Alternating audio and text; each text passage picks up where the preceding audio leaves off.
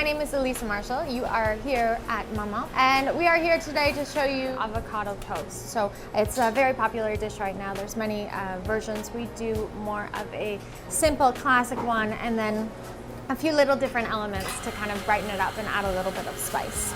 So we're going to start with 2 avocados. I like to make sure the avocados are nice and ripe, ready to go, and a little bit mushy in terms of texture. So I've sliced those up already and I've pre-done them here in the bowl. The best way to mash the avocados, I like to cube them in about 1-inch pieces, and then you can use the back of a fork and you can slowly mash them with the back of a fork to kind of get a nice consistency without pureeing it, making sure that you leave a few chunks in it as well, because it's a little bit nice to add a little bit of texture to the toast and not make it like a guacamole on top of toast.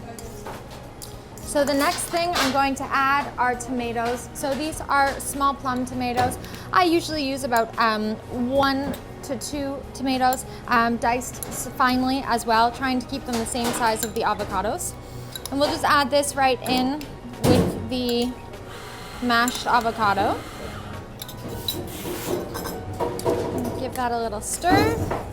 Then I like to add about 1/4 of an onion.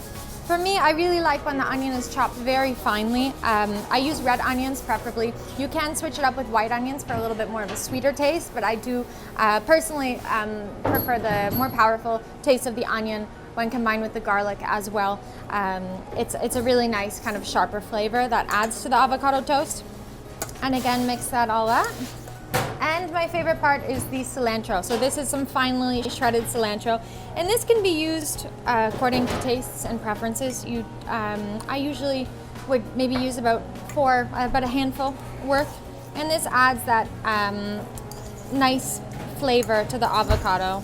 Finally, some garlic. Again, this is something you can use as preference. I prefer to use a masher with my garlic to make sure it's really fine, so you're not getting too many large chunks of garlic in your mouth when you're enjoying your toast.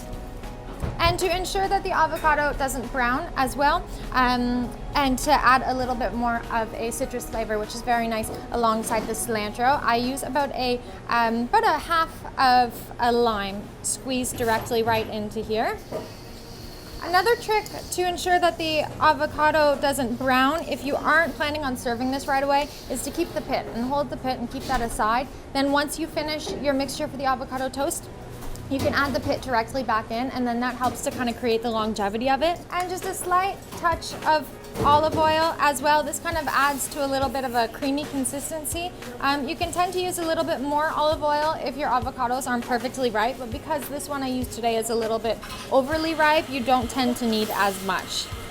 So now for the fun part, and my favorite secret magic ingredient is Frank's Red Hot sauce. So this is something that I've grown up with, and like the commercial, I put this on everything so it's not so hot and spicy and overpowering, and it doesn't overpower the flavors.